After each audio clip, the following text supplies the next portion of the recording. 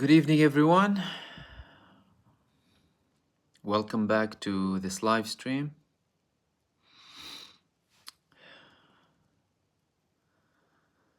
Let's give ourselves a second, make sure everything's running.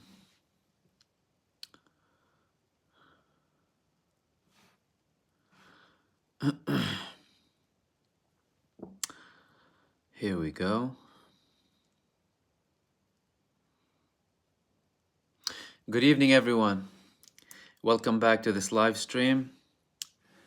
Good evening, good morning, and good afternoon, obviously, depending on where you are. Thank you very much for joining me. For all of you who have been waiting, all of our regular viewers for the live stream, thank you very much for joining me. For everyone joining us who's new to the live streams, I do them on a regular basis for my viewers, subscribers, and members to address some of the topics we speak about, really, with you joining me in, and also asking any questions that I'd be happy to address. Excuse me in advance if I'm unable to address all of your questions and comments. It's just because of the obviously time restrictions and obviously the relevance to what we speak about. So for any of you who have seen my previous video that I posted earlier on tonight, it was around the latest attacks in Syria. The Syrians said that they intercepted some of them, but there have been bombs in Damascus. It's quite a regular theme, really, for Israel to bomb in Syria. But during this sensitive time, it could potentially lead to other places, really. I also spoke about Al-Qassam Brigades attacking Israel from Lebanon, obviously in coordination with Hezbollah. And I also spoke about a couple of other details to do with Hamas's leader, Ismail Haniyeh, the political bureau leader, in his latest speech. So you can head out and watch that video after the live stream. And if you have watched it already and have any questions, I'd obviously be happy to address them. Tonight, I want to be talking to you, I want to be talking about two main subjects, really. The first one is the level of sophistication that we're having from the resistance in Gaza. And the second thing is the problems when it comes to Israel with regards to conscription. They're having a big problem with conscription. I was intending to also talk about the negotiations in Russia between all of the Palestinian groups, each and every single one of them, the main groups, political groups, and the Russians, obviously. But we've received little information about it, not too much. And I will hopefully be talking about it tomorrow because the Russians declared that the talks are secret. They're closed talks, so they won't be publishing too much information about them. However, it's normal for some information to be leaked, and it would obviously have a lot of importance when it comes to the outcome of the ceasefire and potentially what happens afterwards. So with regards to Gaza, a couple of things really, updates from the ground. With regards to people are putting more pressure to have more aid, more airdrop aid, especially from Jordan, to help the Gazans in the north. I mean, poor people are there running after, bags of flour, stuff to make some basic bread. And they've been celebrating because they haven't had bread for so long. But obviously, Israel is continuing to target certain locations heavily, typical for Israel, punishing the civilian population after it gets lots of attacks from the resistance. So what happened in terms of the resistance? A couple of things. Firstly, there have been launches of missiles to Asqalan. This signals that they still have missile launching capabilities. Some people might ask why they're not launching with the same capacity they have before. That could be due to different reasons. Number one, they're in defensive war now. Number two, potentially sending signals to the international community. Not that they trust the international community really, but could be potentially linked with also the attempts to reach a ceasefire. So rockets to Asqalan. Al-Qassam brigades with Saraya al-Quds, they had joint attacks on Israeli forces. They had attacks, all resistance groups, mostly in the northern parts of Gaza, Gaza City, Juhr al-Dik area. In the south, it was Khan Yunis. There were also attacks in Hayy al-Zaytun. In South Gaza, they attacked 2 tanks with Yasin and tandem missiles. Al-Qassam brigades, particularly one of their special units, they had an altercation from 0 distance with Israeli forces in the western part of Khan Yunis. And the main thing is they had coordinated attacks behind Israeli forces. It's not the first time that they do it, but they caught Israel by surprise again. So they allow the Israeli forces to go in to certain locations without attacking them to make them feel comfortable. As soon as they go in and they expect resistance from a certain location inside of that area, they pop up from behind and start attacking them. Again, signaling freedom of movement, control on the ground. And these people are attacking them from buildings, from over the ground, recording everything. They're feeling very comfortable with it. There was another big embarrassment for Israel. So we all know the devastating massacres that happened on the 7th of October and how Israel conducted them with regards to particularly the Nova Festival and Kibbutz Be'eri that witnessed the biggest amount of Israeli civilians dying. Israel shelling at the revelers in the Nova Festival from helicopters, which we spoke about earlier on, ever since they started to get published. And secondly, with Kibbutz Be'eri and the tanks roaming around and shooting at Israeli homes. And obviously this was supported by witnesses who survived the day that we spoke about many times previously. But what happened today, they released some information in Israel that tanks from Gaza, so they're in Gaza, they're trying to supposedly attack the resistance inside of Gaza. They're no longer outside preparing to invade or whatever, shelling on Israel. They're shelling tanks on Israeli territories, and the IDF is conducting a big investigation regarding this. There's no reason really to. You need to be either a complete amateur to do this, or you need to do it deliberately. For some reason, they haven't been posting a lot of information about it, but that happened and they are investigating it. That's in with regards to the updates on the ground. With regards to, and some of you asked me about Yoav Gallant's speech, and I will address it in a second. But Israel is having a big problem with obviously soldiers and the conscription, right? They have conscription in Israel. Everyone has to join the army. They're facing more people who are vocally against it.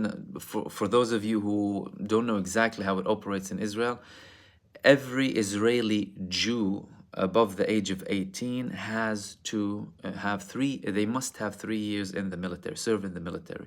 They don't have to be combatant. Some of them can do logistic support or intel, or some of them do cleaning or whatever. They join in to kind of not join the war, but do any sort of assistance within the army because they don't want to fight, for example. but they don't want to get in trouble. The people who are traditionally excluded from this are the Orthodox religious community, the Haredim, they call them in Hebrew, because they, in accordance to, how it is traditionally in Israel, and that's obviously changing, they were exempt because they obviously learn the Torah, and they're there to learn about the religion. Most of them are, by the way, anti-Zionists. Those who are not blatantly, like, totally against Zionism, they don't like Zionism because to them it's a secular movement that doesn't respect the Shabbat, doesn't respect religious things when it comes to Israel. And usually in these communities, you have like women alone, men alone, and they're very strict like that. However, there are people who can ask for exemption in the army. So people who can say, like, I have a mental health problem, I have a disability. Usually more women would be more exempt than men, but some men do apply. But they might have their own reasons, like moral reasons too, but they don't want to get imprisoned. Those who say, I don't want to join the army because of moral reasons and I'm against the army, I'm against what they do, that's called a moral objection, and you face consequences because of it, which is typically you go 1 month, 1 month, 1 month in prison. After each month, you have a review, following which you either decide to, okay, I want to go, or not, right? And if not, there will be a judgment against you. There will be a decision made. They decide that they, for example, say, okay, you're fine. Or they continue to get you arrested. Many people spend up to half a year in prison, sometimes more. I posted some of the recent people who refused conscription on my community tab. I regularly post these things. One of them was like an 18-year-old girl. However, since 2 decades ago, Israel started having a bigger problem with regards to the army, because it's an army state, really. Everyone is on hold, right? Everyone should be reservist, available to serve. But with a higher level of Israelis leaving Israel since the beginning of the 2000s, with the lost hope, really, of reaching any solution, and less and less people, Jewish people, because Israel only allows Jewish people to come in and perform what they call aliyahs, and to come and live in Israel because it's the Jewish homeland, right? Whereas they don't allow Palestinians who were forced out of their homes to go back. Less and less, obviously, with time. So they started having more problems with regards to the army. More national debate started to come across when it comes to the conscription and it applying on the religious community, the Orthodox community. It was faced with fierce resistance. It was like a complete no-no from the beginning. However, some groups from the Orthodox movement, they started joining, and they had a certain brigade within the army. I'm not sure if it's exactly a brigade or just a smaller than a brigade, but they had their own group within the Israeli army. They're split like that. Some of them will have mostly, for example, settlers. There's a Bedouin army brigade, for example, for some of the Bedouins who join. There's ones who are mostly Druze, for example. They're obviously a minority. The main force is Israeli Jewish, really, but it started developing with time. They tried many times to make law, legislate the enforcement of conscription for the Jewish Orthodox community, the Haredi community, to start joining in.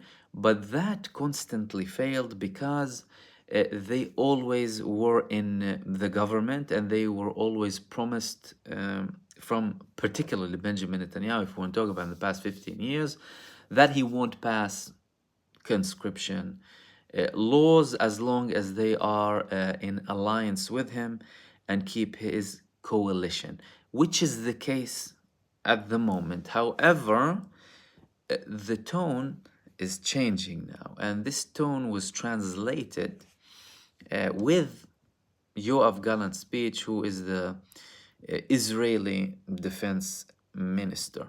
He had a statement earlier on today, and it revolved primarily about conscription and the need to have conscription in Israel. He stated a couple of things that I will share with you. One of them is this war proved that everyone needs to participate.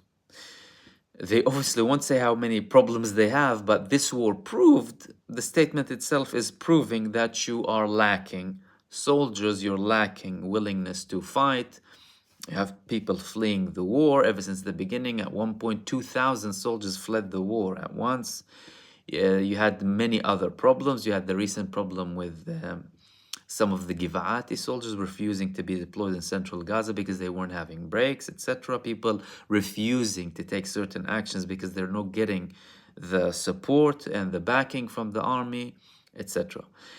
He also said that we need to make decisions we haven't made in 75 years. That's also resonating with previous statements from Israeli officials who said that we're constantly living the early days of Israel, similar to the days where we established our country, and many others saying that we're living the worst time in our history. He also said, I address everyone in the country. This state is for the Jews. The Torah protected us for 2,000 years. We appreciate those who dedicate their life to the Torah. However, without physical existence, we wouldn't have spiritual existence. Now, obviously, you can argue so much about this statement on its own, which is ridiculous, but this is what he's saying. All parts of society need to participate. I spoke with the Orthodox Haredi community. We can reach an agreement.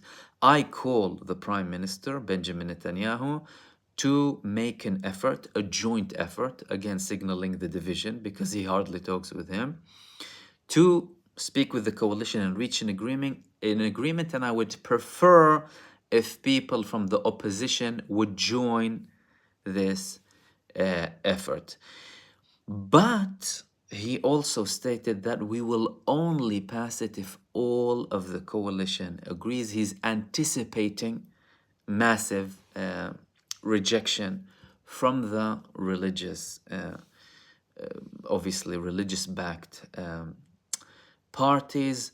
Primarily, there's a political party called Yehadut HaTorah, the Judaism of the Torah, and another one called Shas.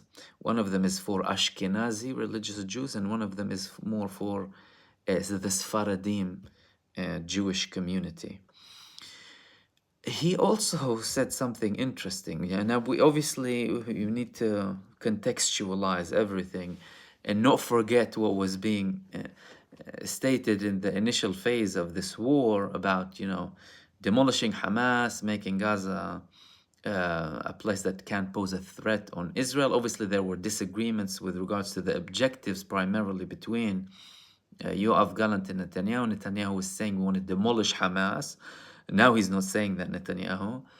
And Gallant was saying we want to severely weaken their military capability, severely, destroy as much as possible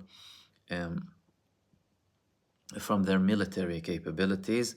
But now, the only statement he made in relation to the war, and it's very important to kind of take things, take it and consider it really with what we're talking about in terms of the ceasefire and what they were saying previously. He said that with regards to the war, our aim is to get the hostages back, in accordance to him. There is no talk about weakening Hamas. There is no talk about them not participating after this genocide ends and we reach ceasefire. And there is no talk about them playing a role in Gaza afterwards. And there is no talk about Gaza not posing a threat. It's as if they are already preparing themselves and preparing the public opinion to a day after where Hamas is still there. And this is very important. The change of tone, although they're not vocally saying it, it's what they're not saying and what we obviously read between the lines when it comes to this. So these were the main two things that I wanted to talk to you about. Obviously, if you have any questions that relate to the previous video, please feel free to share them, and I'll obviously open the space for you to join in now and start asking questions. And I, as usual, will try to address as much as possible. I had the first question from Crooklink about IOF Gallant, which I hope I clarified with regards to his statement earlier on. I have another question from Donna Lawson. You asked about the Nasser Hospital yesterday. Oh, you worked there. Okay, yesterday I asked about Nasser Hospital because I worked there briefly. I'm aware of the systematic destruction of the entire civil, health, cultural, education in Gaza. Would an attached page for the discussion, useful links help keep the live stream updates and questions? If you have any useful links or the things that we can include in the discussion, you can email them to me. We can definitely potentially include them in following live streams. However, with regards to the Nasser Hospital, it's great that you actually, I didn't know that you worked there. It's amazing. There are many people from Britain actually who went there and volunteered in work, including many from across the world, really, when they have the capability, which is something really, really good. But like you said, the situation in Nasser Hospital is awful because, number one, apart from Nasser Hospital, you have about 36 hospitals in Gaza. Over a month ago, 30 of them were non-functional. The remaining functioning 6 of them were hardly operating. Lack of electricity, lack of fuel. And you talk about, women giving birth, people who have critical illnesses, need medication, need everything. Many patients died because of the lack of capacity to support. It is indeed systematic. Like we stated previously many times, Israel is looking to kill every single lifeline in Gaza. They target the healthcare system. Why would they bomb universities, for example? They bombed universities. They targeted hospitals. They kidnapped hospital staff, ladies and gentlemen. That's not plastered on mainstream media. Why? I wonder why. They targeted bakeries, wheat factories. They deliberately, any sort of, generators or whatever with electricity, they bombed them. All of this is made to force the Palestinians, obviously, out, expel them, to make Gaza uninhabitable. This is a very well, carefully thought out and executed plan. Anyone who thinks otherwise is completely delusional, because Israel couldn't prove in any given moment, at any stage during this genocide campaign, that any of these hospitals contained any sort of basis. Please remember Al-Shifa Hospital. Al-Shifa Hospital is a place that Israel has been talking about since 2009. They released this theory that Al-Shifa Hospital has a base for Hamas. The main command is hiding there because they know we wouldn't target hospitals. Jump on 2023, they're in Al-Shifa. And by the way, the resistance in Gaza, they didn't face them a lot going to Al-Shifa. It's as if they told them, if you want to go in Al-Shifa, we will prove you wrong, okay? Because otherwise it would have seemed like, oh, there's fierce resistance because they don't want to get us to the hub, right? They went there and committed such atrocities, really. Killing people in the hospital, bombing the hospital, killing people, refugees seeking shelter in the hospital. I mean, you wouldn't watch this in a horror movie. Like, if any of you are fans of horror movies, You wouldn't see this in any horror movie. And before that, even Al-Ma'madan Hospital, a J-dam bomb that explodes before it reaches the surface to cause as much destruction and death as possible. 600 people. There was a there was a press conference for the hospital staff with the bodies surrounding them. It was a scene out of a horror movie. It's beyond a horror movie what they've done. All of that is deliberate. All of that is made to wreak havoc, cause terror, instill fear, damage psychologically damage the people, spiritually affect them, kill as many as possible to let them flee. They didn't succeed. They didn't succeed because of the resilience of the people, because of the faith of the people, and more importantly, because of God's mercy on these people as well. However, these were the main aims for Israel. In terms of, it extends to education, it extends to also, it's the same with Nasser, was barely functioning, these hospitals. I mean, fortunately, some of them are semi-functioning to treat some people, which is good. But that's what's happening in Nasser Hospital. And obviously, please feel free to share other things if you wanted to. Drop me an email. Absolutely, I'd be more than happy to see. And it's very interesting that actually you were there. It's really interesting.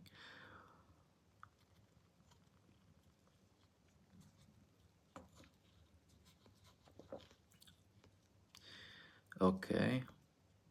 And obviously, if any of you have any questions, you can start dropping them now. I will get to them in a second. I'm just scrolling through the ones that we have, that we've had potentially previously.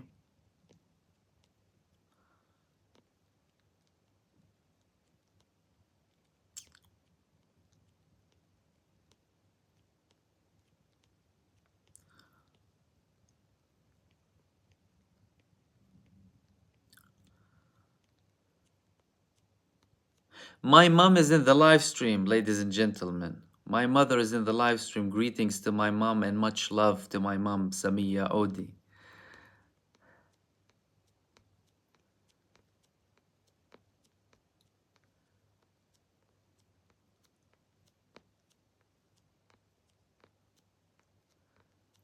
Let's see if you... Okay. Josie Alvarado. I haven't seen Abu Ubaida lately. It's because when he releases a statement, usually that sends signals to Israel.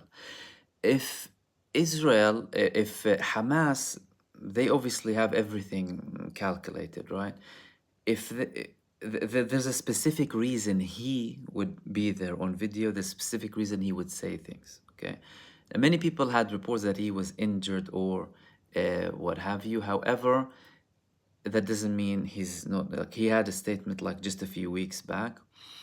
But they regularly obviously post updates on their website, press releases, and they have their videos. He could have potentially been injured previously, by the way, but then after that he came up and he had videos posted, obviously. But yeah, they have their own messages for why certain people would go and post these statements rather than just publish them.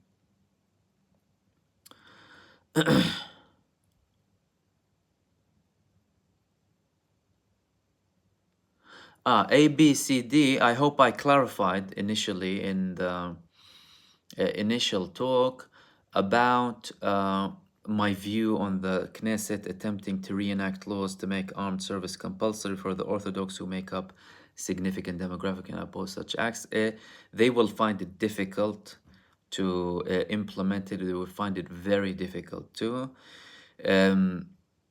You know, unless they try and offer something, but then again, you're talking about a community that the hate for secularism or Zionism is embedded within them. They try and do things to please them, as in, try and attract them to the army, like in certain locations.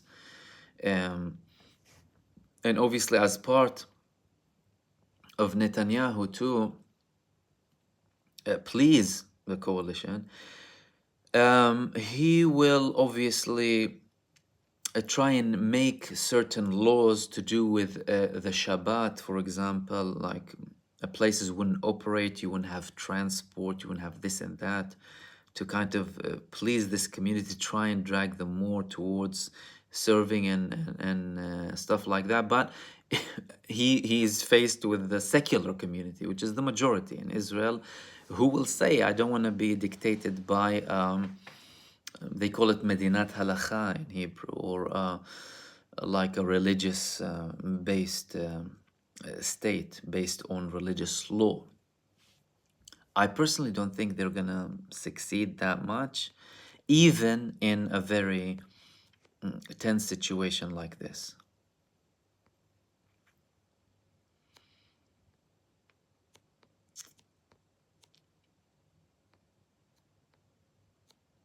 Sticky Marks, thank you so much. Love and peace, thanks from this crazy in Bradford. Welcome. Thank you so much for the super. Zaima Ishmael, will your live schedule change during Ramadan? They're gonna probably have to be round about the same time, obviously, because breaking the fast would start a bit earlier on. It wouldn't be as late as it was a few summers back. So 9:30 could potentially be irrelevant, but I'll obviously update you, because I had them initially at 10. 10 was a bit too much to start off, but I was considering the American crowd and the international viewers, because the majority of my viewers are from the United States, by the way. The second largest viewer number is the UK. And then third, you have Australia, then Canada, then South Africa. South Africa is no problems, just I think it's the same thing, or 1 hour. But the others, I consider it because of their timings there. However, if I need to amend the live stream time, I will obviously let you know. But most likely, I mean, I was thinking of potentially doing them during the day at some point, just a trial, really, because what I'm just playing really with YouTube and trying different things. But I think nighttime would potentially remain most suitable. And again, you know, they will be recorded for anyone who is unable to see them, to watch them later on.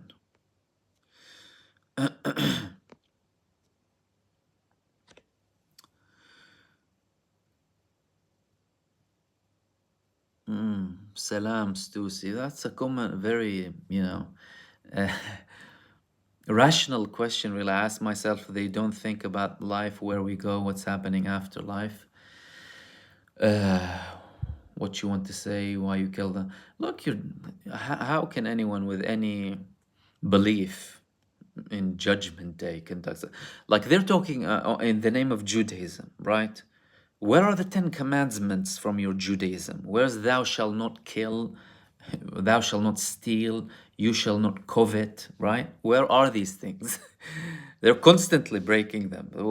What Judaism are you talking about exactly? That's why I don't buy this Jewish, you know, facade that they sell, that they're a Jewish state. And that's why so many religious Jews don't like them. Obviously, many secular too. But where are you from, you know, the 10 commandments of Judaism? And that's something I spoke about also a long time ago. You need, for you to conduct such an operation, I mean, look, it's easy to start, you know, having these conspiracy theories that, oh, are they doing something with people's brain to kind of do that? But then again, you think about it, they don't need to do any sort of operations for people, for them to do such crimes, or give them drugs, for example. And in the past, in some armies previously in history, they were given drugs to lose their lack of any sort of humanity. But now with Israel, you don't have to. Why? Because of the ideology. The ideology is already dehumanizing the other side. It's already showing them as subhumans, lower than you, beneath you, right? The ironic thing in Israel is they will, the Israeli media, they will post like, uh, things to do with animal rights. Okay, they posted a report the other day on Ynet that I actually shared in my community tab about a soldier rescuing a dog from Gaza, rescuing a dog from Gaza. If that's the mentality, then you're viewing the people you're killing as less than dogs. And that's in your ideological belief. If that's your systematic belief, then you'd kill everyone. And for rational people, for people with an ounce of moral compass, by the way, any basic human sense, that would be something like completely unacceptable. Yet they do it. It's because how they're indoctrinated. I mean, the man, Netanyahu, he talks about re-educating Gaza. Dude, you need to re-educate Israel, all of Israel. You need to change the education system. That's something I also spoke about in my book, by the way, because they are very strict on education. So they will always have someone who is very traditional in terms of Zionism. And now they have also the religious Zionists controlling education. So imagine how much indoctrination you will have there and dehumanization. When I talk about the education system, you talk about the pseudo narrative, obviously. We came to a land without people, to people without a land. We're God's chosen people. Everyone else is, they're others. They're there to serve us. There is no such thing as Palestine or Palestinian people. These are random Arabs who immigrated from all across and just came here. But they are the owners of the land who came here 70 years ago, stole lands. They're the real owners. Why? Because someone 2,000-3,000 years back that they claimed they're related to is there. So it's really just insane. But any person with an ounce of logic and moral compass would ask this question, really.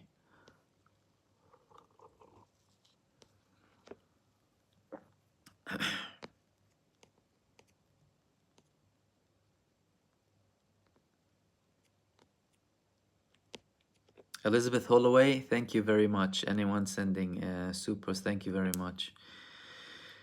The Badger. I thought they only lost 200 soldiers in 3 months. Why do they need conscription? Me too. Why do you need conscription? Apparently you're doing so well.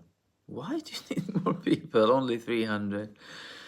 And some people believe that. Sayed, thank you. Sayed Shabazz. Let me go to the next question.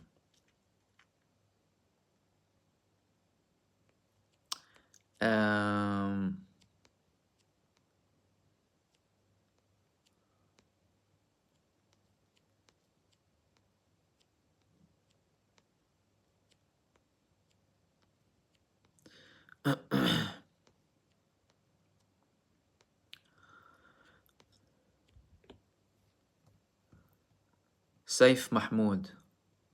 Are there Muslims in the IDF? If yes, are they sending them to fight in Gaza? Yes, a very small number of Muslims. So conscription doesn't apply on Palestinian citizens of Israel or those who describe themselves as Arab Israelis. You have people who describe themselves as such in Israel, including Muslims. However, when Israel established, obviously, the country, they tried to have agreements within small sects in Israel. So obviously they succeeded with the Druze community. They're similar to Jews. There's conscription with males over 18, apart from the religious Druze. They're called mashayikh because they study the religion. They succeeded partially with the Bedouin community within the Muslim community. Again, not all of them, a part of them. They had several attempts to try and promote it to the Muslim community that ended up with massive failure. They tried and had certain Christian preachers to promote it within the Christian community, again, failed miserably.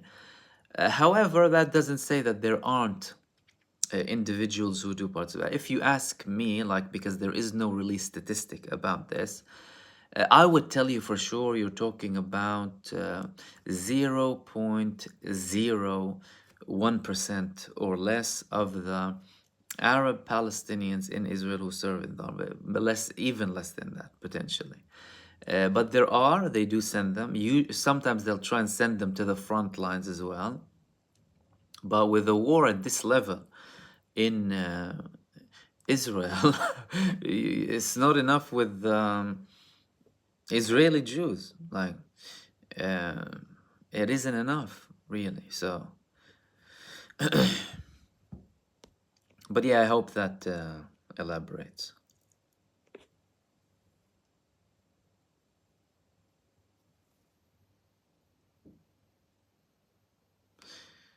I have a question about the vertical plus side video. The reason I do lives in this mode, it addresses different types of viewers. That's why I do the normal video regularly. But there are reasons basically why I do this way. But then again, you can shorten, by the way, the video or hold it back. You'll see a smaller face, but you'll still get the message.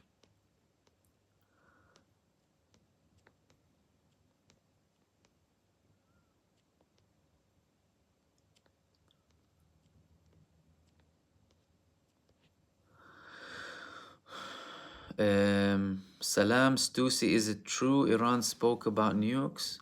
Look, Iran, they never admitted that they have nukes. They actually even, their religious leader, like Khamenei himself, he said that, you know, he disagrees with nuclear weapons from a religious perspective. He said that nuclear weapons are against religion, so we will never strive for a nuclear bomb, but we only produce nuclear energy, because nuclear energy, don't forget, it's something very important. However, all of the talk about Iran and the nuclear, to be honest with you, it's this typical, entitled arrogance that, the Western powers have against any country that wants to get some power, gain some power, some sort of Islam. You have 7,000 nuclear warheads that can destroy the world and the moon, and if you send them to Mars, they'll destroy Mars as well many times. And you don't want a state to have nuclear energy. It's this typical arrogant mentality, really. And they boast say about Iran and flex their muscles and pressure and sanctions. Yet Israel, we have various reports that they have 300 nuclear warheads. Mordechai Vanun, who's an Israeli who revealed the nuclear campaign and project of Israel, and then was kidnapped from London, I think, and taken back to Israel. He revealed it. He was working in the project, but no one asks Israel. Why is it so? Why? It's this typical arrogance, you know what I mean? Oh, we can have weapons. They can't have anything. Typical, like the U.S.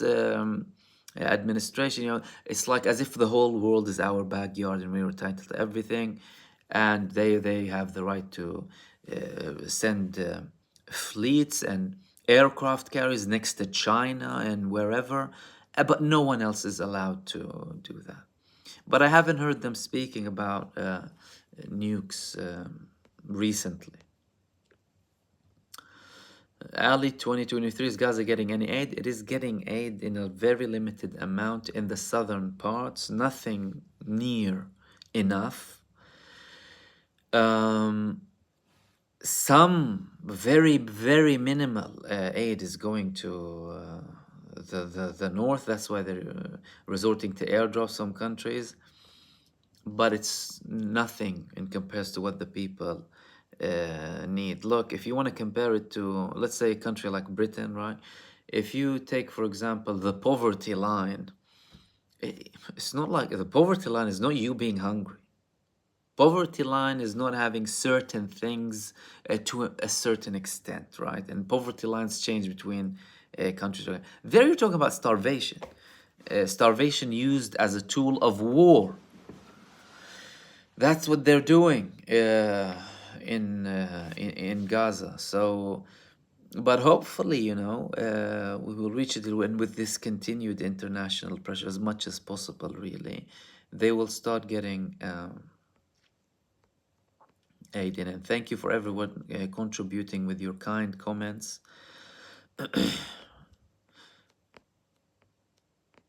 Let's head off to your next question. And obviously, greetings to anyone joining us.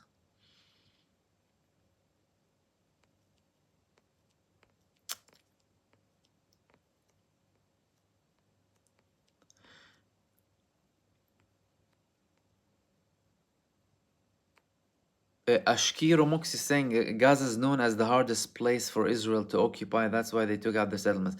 Look, definitely, Gaza was always a difficult place for Israel. It was a place that Israel didn't really like from a very long time ago. That's why now they are implementing an ethnic cleansing campaign. But let me tell you something, they're there to stay. And from Gaza, maybe the light that we've been waiting for will eventually come out from Gaza. Gaza is historically known to be a very fierce place for aggressors and occupiers. But look, it led us to where we're at now, really, with all of the catastrophe. But if it wasn't for what happened, we wouldn't be here.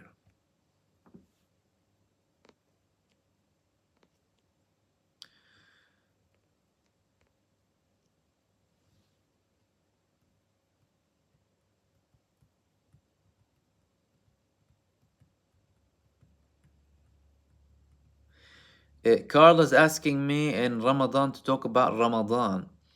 Only wanted time filler idea. Would love to learn more, and you speak love. Thank you so much. Firstly, thank you, and thank you for your membership. Maybe we can share a couple of things with regards to Ramadan. I mean, I would obviously continue to focus on the things that obviously the viewers like. I mean, but that's definitely something that can be added. I mean, my approach with regards to the content that I promote and speak about, I try and make it as viewer-led as possible. So if obviously more and more viewers like us to speak about this, we will. But if you try and obviously understand where I'm coming from, I try and obviously address what everyone views initially. Like when I was posting videos earlier, like I started posting videos in late 2022. And I was more posting things that I'm interested about speaking about, etc. But then I've noticed that the people who are viewing me, they wanna listen to my perspective when it comes to the subject that we primarily talk about on a higher level: Israel, Palestine, Gaza, then the Middle East. More people are asking things to do with like religious things or religious backgrounds of things that I try and obviously address. That could be something that I do, but obviously just bear in mind that I try and make it as much viewer-led as possible. And that's why you have more people obviously listening, because I address what you want to hear. Like back in November, I had 450 subscribers on YouTube. And that's why I try and give the viewers what they want, to add the information and perspective that they need. But the more people want certain subjects, we can definitely address certain things regarding them. So I will definitely keep that in mind.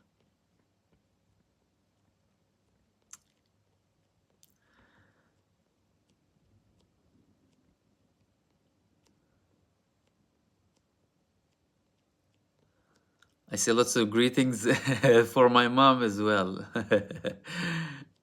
Thank you all. So kind of you.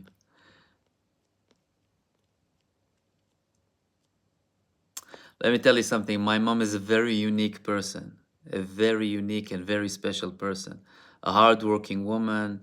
All of her life is about giving. If you meet her one day, you would love her immediately.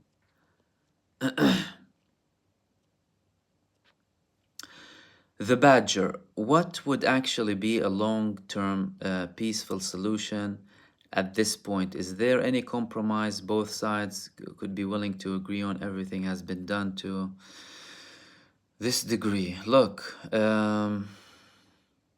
we're sitting here talking, right? I'm sitting in Britain, many people sitting in the US, and we're talking about, obviously I was there, I was living there. You know things as they are, and you have ideas on ideal solutions. The fact of the matter is, on the ground, people are fighting a fierce war. People are suffering immensely, and you're talking about something that's been going on for so many years. It requires multiple things for it to be ideal. Number one, the powerful force, the aggressor, the occupier, they need to feel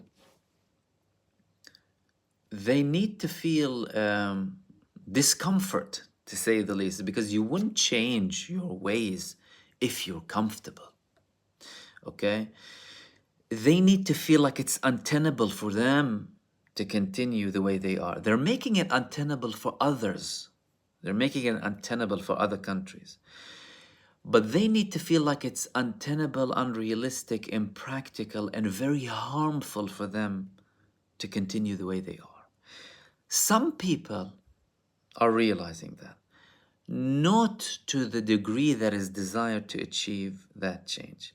Unfortunately, they probably need to feel more discomfort up until they back down. Although really and truly, if you want to talk about it politically, it is easy to reach a political solution that will be equal for everyone. Then if you implement that equality, it's primarily about equality in rights. Give the Palestinians the rights you give Israelis, and open the borders. If you give equality and people have a problem, that means people have a problem with equality. Now that's already the case before we have equality. The people who are running Israel, they don't believe in equality. They believe in superiority. Superiority of race, superiority of ideology, and they're in ethnocracy. They're religious supremacy. They haven't felt that. Now that they're feeling it more on their skin, you've obviously had the judicial reform, obviously protests previously. A shift is starting to happen. That's why when they were protesting last year, when I had the chance to speak about it, really, and many also spoke about it in the Palestinian community and in the Israeli community, that how can you be talking about a potential dictatorship and you're against this judicial reform, but you're worried about it from a Jewish perspective? So you want to keep your supremacy on other people, but you're worried about this dictatorship being on you. What kind of hypocrisy is this?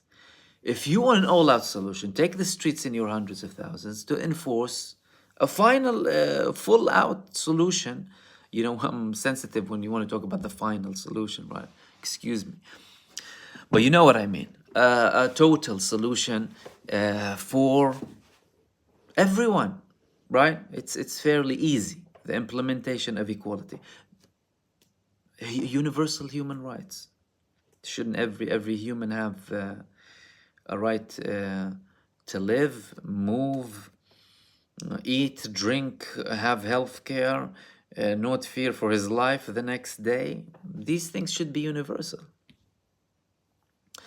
So it requires some time.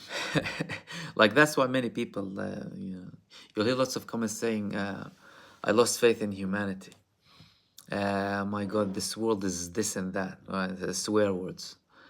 I'm done with the human race. Right? I'm depressed. Look, worse things happened in history. Man, humanity continued. Sometimes for the better, sometimes for the worse. Our job is to be on the right side and promote what is right. The easy thing, one state, equal solutions, historical rights, contemporary rights, and you're done. But that's not what Zionism was established.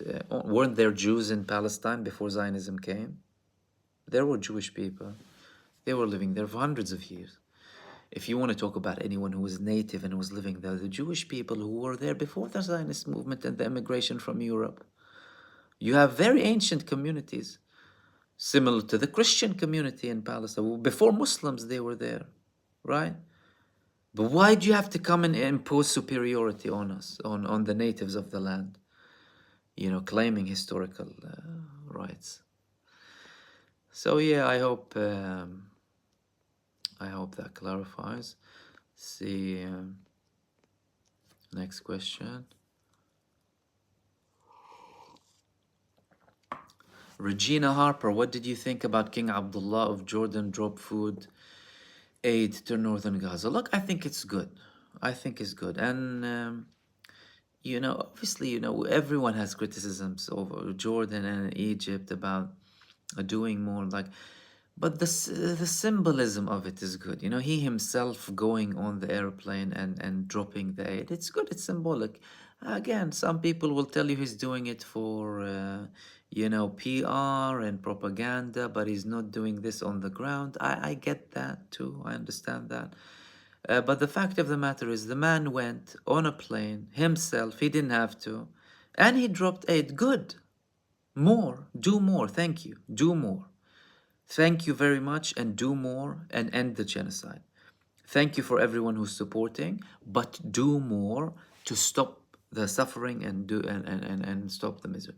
And it's not the first time, obviously, that they've done this. They have their own hospital in Gaza that's run by Jordan, and earlier during this genocide, they went in helicopters, obviously in coordination with Israel.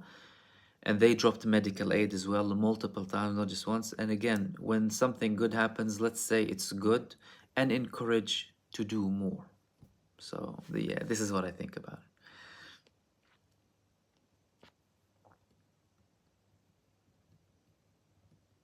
it. Donna Lawson, interesting question. Has there been a change regarding access to Al-Aqsa? It reported on Resistance Network. I have not heard this anywhere else, because they don't obviously want to show you that they have restrictions on the third holy site in Islam. Yeah, there have been restrictions ever since the 7th of October. They constantly have more restrictions on Al-Aqsa because they have plans to take it down and build this supposed third temple. That they don't have any archaeological proof that any one first or second temple were there, by the way. And again, I spoke about this before. The ancient Jews who were in Palestine, the Samaritans, Shomronim they're called, they believe the Mount Temple is in Har Gerizim, that's in the West Bank, or what they call Judea and Samaria. And they have archaeological evidence to support this claim. You can see it. However, Israel, despite the fact that they've been trying since the 60s to find anything, and they've dug everything underneath Al-Aqsa compound completely to a level where in some places stones would go down, they haven't found any evidence of a first temple or a second temple. It's like this, they want to target holy places deliberately. Ever since the 7th of October, and increasingly through the years, they have restricted access more and more. They started to have these radical religious Zionists going up and saying bad things to the people who pray there, swearing at Islam and at Prophet Muhammad, peace be upon him, all sorts. And they let them do marches next to Al-Aqsa saying death to Arabs, death to Arabs. And these are ministers in the government now. So they've increased strictness since the 7th. They allow certain age groups in. They have a very tight hold when it comes to Friday prayers, because usually Friday prayers can gather over 100,000 people praying there, and they don't want any people starting to protest and what have you in Al-Aqsa. But yeah, that's the case, and they're proposing stricter measures. So Itamar Ben Gvir, the Minister of National Security, he's proposing more fierce measures, but the security establishment in Israel, primarily the police, who primarily are in charge of this, alongside a unit called Magav in Hebrew, which is they're called the border control in the middle of Jerusalem. They are in charge of implementing security. They told him this might spark more and more tensions, and we don't recommend it. But these people, again, you're not talking about people with any sort of reason that Netanyahu is submitting to their will. So it could escalate even further and potentially get worse. Is that quadruple X? No, 5 X's. Okay. Here is a rumor that the refugee camp in Egypt is making in Sinai will be governed by Israel. I don't think that's true. I think it's just rumors. I think the last country on earth that would allow Israel to have any sort of control on its territory is Egypt. You're talking about a country that had wars with Israel because they occupied their territory. Egypt, in my opinion, they've done this as, even if they haven't declared it, as a preventative measure to try and deter Israel from the Rafah campaign and send a signal to Israel that if you do try and expel the Palestinians from Gaza, from Rafah to Sinai, you will be forced to have them back, and we won't allow you to start sending them to other countries, because this is Israel's plan. They're planning to send them to South America, to countries in Europe. They're saying in Israel, do to the Palestinians what you did to the Syrians. Start accepting them in Germany. Take them. Why? Because they want to build settlements, right? This is this racist, twisted ideology. So that's why Egypt is making, not for Israel to control it. Obviously, again, I'm talking to you about my opinion and my understanding of it. And there is no sufficient evidence to support this claim. As a matter of fact, the biggest tensions between Egypt and Israel are happening because of Rafah.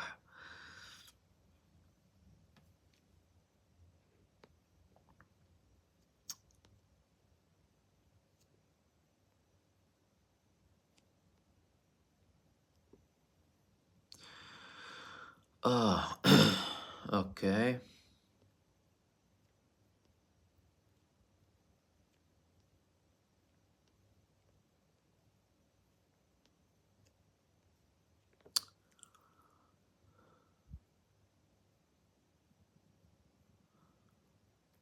Donna, again, if they are able to negotiate the airspace, why can they negotiate safe passage for aid trucks? Is this playing to domestic audience with Jordan? Especially, again, this could be partially, obviously, domestic, but with regards to the aid in the north, you have a valid point there. This could be the domestic audience. But with regards to aid to the north, Israel wants to restrict it as much as possible, and it knows that airdrops is not something sustainable. It isn't sustainable. It just provides very short-term relief. Again, it's better than nothing, but this is not something sustainable, right? They want to, up until the last second, starve the people to try and force them out. Israel is baffled, by the way, and they are so angry that these people are still in the north. 700,000. Their plan was to just get rid of them as soon as possible. That's why they had this intense barbaric massacre initially. But they stayed there because they know what's planned for them.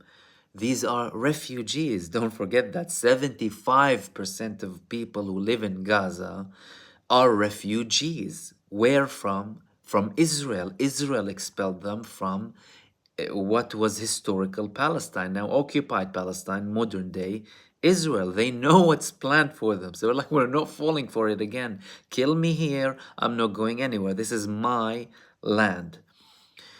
Yet you have Israelis fleeing in their millions. So that's what they want to do, but it's very short term. It's not sustainable, and Israel sees it as not something sufficient. That's why they potentially allow it. And again, you could have a valid point with regards to the domestic audience, but we obviously had France participating too, and other countries are talking about it as well.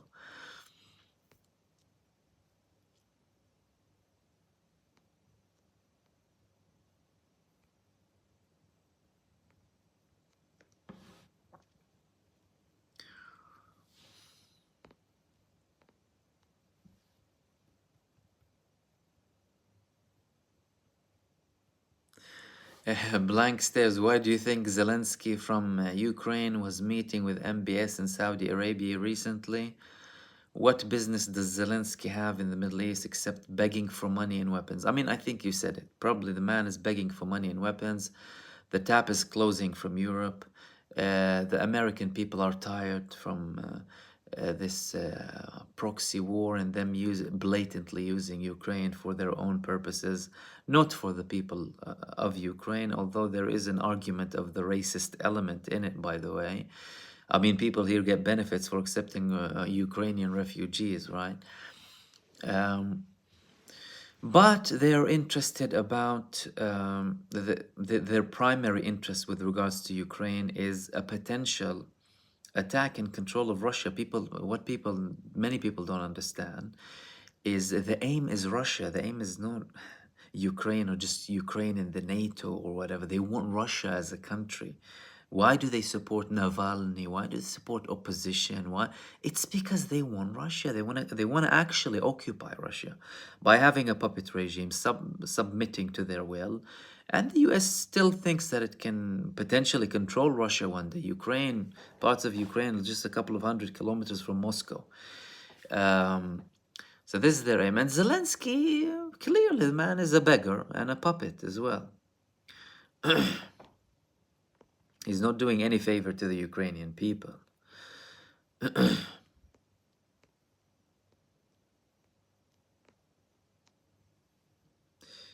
Fight back, how to send money, food aid close to Gaza when they all blocked, how to send anyway.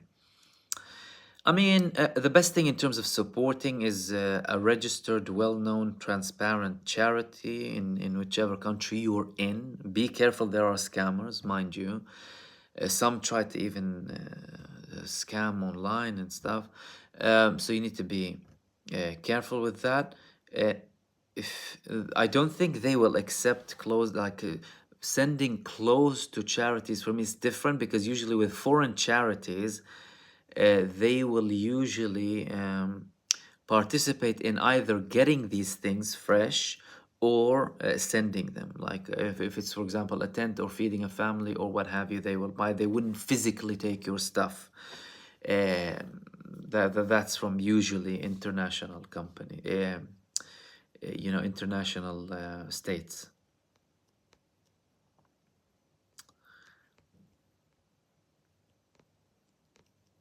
Shannon, thank you.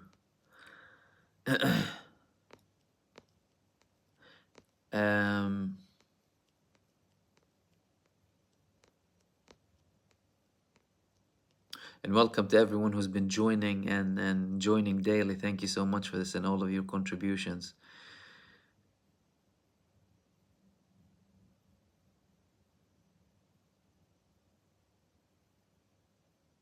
Omar Zakut, I have an acquaintance who is Israeli. They said they attempted to re-enlist into the IOF after October 7th, but they were impacted at the time and rejected him.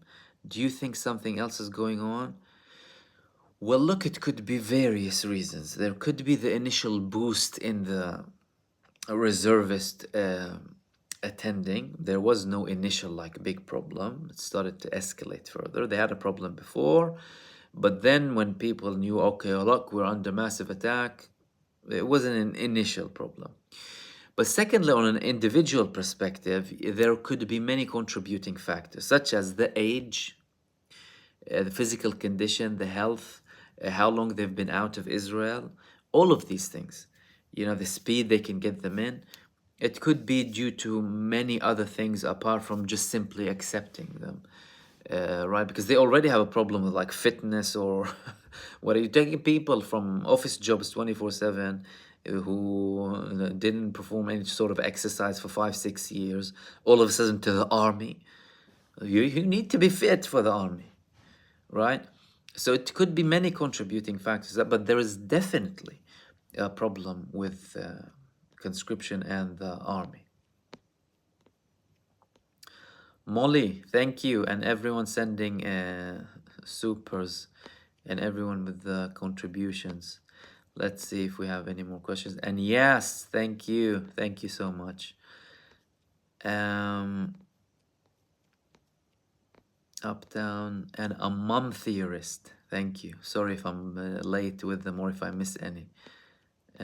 It's just that on my way. Okay, Fatima. So, can Hezbollah cause any real damage to Israel if they go on a full-blown war? Is it true that Israeli civilians are starting to flee? Israeli civilians are starting to flee. I spoke about it before. Look, up until before this genocide started, over 1.2 Israelis were out of Israel, excluding their descendants. When the judicial reform was going on, there started to be movements in Israel for people to flee the country because it was turning into a dictatorship, as they stated it. They had Facebook groups telling them which countries are good, financially okay, safe for Israelis, low rents, etc. Financial opportunities, all of these things. When this war began, initially, you had 300,000 Israelis on holidays. They didn't come back. 600,000 left from October up until mid-November. So we had a total of just over, because it wasn't exactly 300 and 600,000, over 900,000 leaving due to the war or not returning from abroad due to the war, apart from the 1.2 million. This was released on a website called Zman at the time, based on statistics from Israel. Statistics stopped from that time. They stopped releasing statistics. So what we rely on really is, a couple of stats about the departures from Israel, alongside an estimate, really. And you have all of these signals, enlistment, reservists, all of these things, the economic situation. One day, just over a month ago, from the main Israeli airport, you had 30,000 people leaving in one day. Where are they going? I know many Israelis who are like, well, they're not looking to come back. You're talking about, look, 3 million outside of Israel, in a conservative assumption, right? Obviously, don't take it as but this is my assumption. You've had these 2 million already.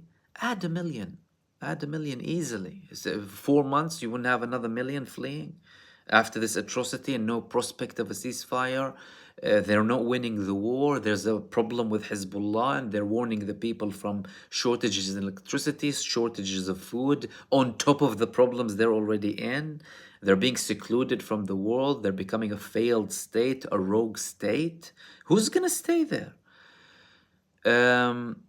With regards to Hezbollah, they can cause a lot of damage, and many of the recent warnings published from Israeli government bodies, and the latest very dangerous warning was from an industrial movement group relating to the north that includes about 700 factories, sending severe warnings that all of the factories will be targeted.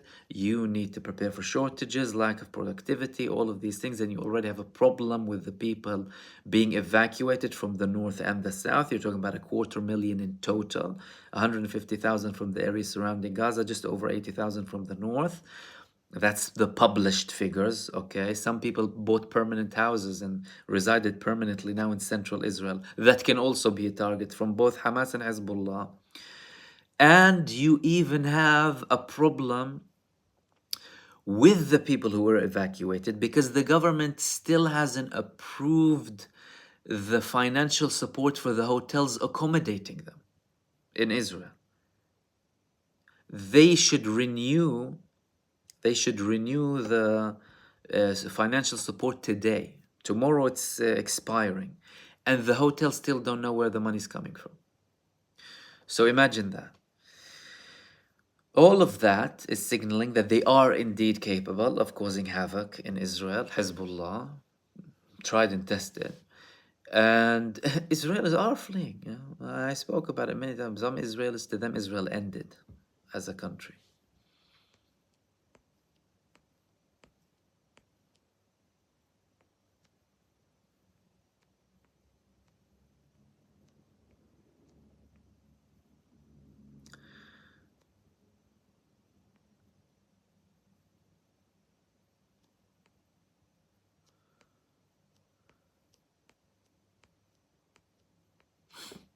Okay.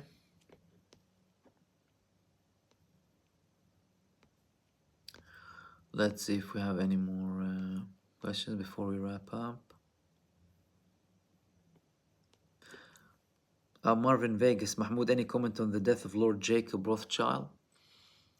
I mean, not much particularly, but all I can tell you is the Rothschild family were the backers of the establishment of the state of Israel financially. They were the big financial backers of Israel. They had a very big role in supporting Zionist settlements. In Israel, they are regarded as a very important and almost sacred family when it comes to Zionists. The people buried there, they have special burial places in very special places. Many streets in Israel are called after them. Hospitals are called after them. Institutions. The Rothschilds family is indeed the contributing family financially for Israel. Obviously, they had other contributions, but the Rothschilds, them have vast amounts of money.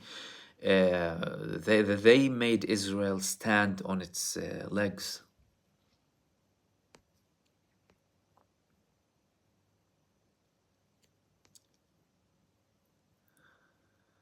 Kirk Dougherty, remember what Golda Meir said, because of the Holocaust, we can do whatever we want. I mean, this is the excuse, isn't it? They can do whatever they want against the Palestinians. What did we do with the Holocaust? We had a problem in Germany. Go have a problem with them. Leave us the hell alone. But you know what Golda Meir also said, funnily enough? She came to Haifa, actually, the city that I was born in, just after the Nakba when she was young. And she reportedly said, after witnessing the homes of the evacuated people, some of these homes still had warm food in them.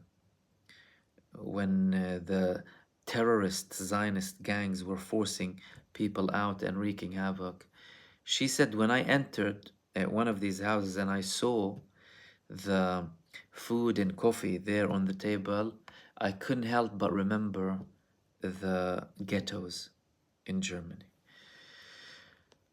She reportedly said that.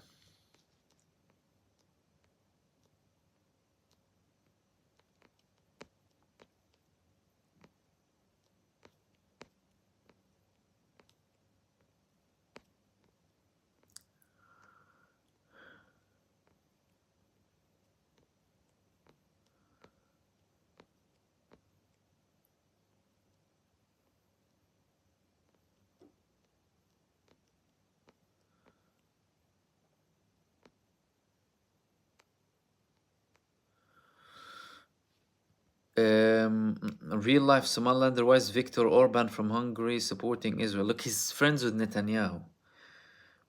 Both have these racist ideologies. And it's fascinating, by the way, because if you want to talk about immigrant hater or Jewish hater. Orban is like that. But you have this romance between Zionists and right wingers who potentially hate Jews, by the way. And it's like evident that these people share the same ideology. And many people in Israel criticized him as well, by the way, for his relationship with Orban, too. And even how close he was with Trump, despite the fact that, neo KKK were supporting Trump in America um, in his initial years. And he had opposition from the Zionist lobby in America, so that caused some friction as well.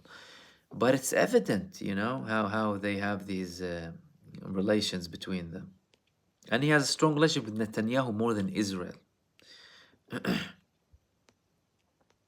Like, even if you want to talk about India, Modi has a relationship with Netanyahu. Modi has a relationship with, he has a good relationship with Netanyahu particularly.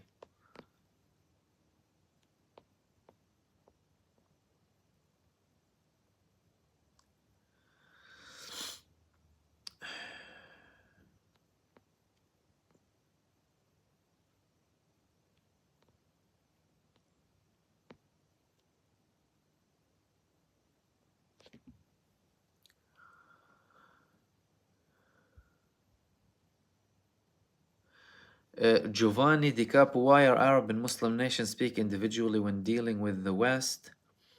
Why do they allow the West to divide them? Because look, the modern Arab states, they were created by the West. I mean, this geographical division, Sykes-Picot Agreement. It's not like you're talking about a heritage of a very ancient history, most of them. So you're talking about leaders who studied in Western academies, all of their education is from Western institutions. Not to this, obviously, anything to do with Western institutions or academia or anything of the sort. But I'm saying why, as in why. It's not like these people have most of them have the national interest or like pan-Arab or Islamic causes as their main thing. They're part of it. Many of them are part of the problem. Okay, let's just take a couple of more questions before we finish up. Let me see if we have any more. No, I think that was the last kind of main question. Let me just double check. Yeah, cool. Okay, lovely. We'll call it a shot here. Okay, thank you so much, everyone, for joining me. Thank you for everyone for your contributions and supers. I'm sorry if I missed some of the comments, obviously. I do apologize, just because I have to scroll through all of them. I'm going to be here every night, hopefully, 9:30, apart from my video, obviously. If you haven't watched my previous video, go ahead and watch it. I had some interesting information in it. And again, thank you, much love, and I will see you soon in the next video. Take care, guys.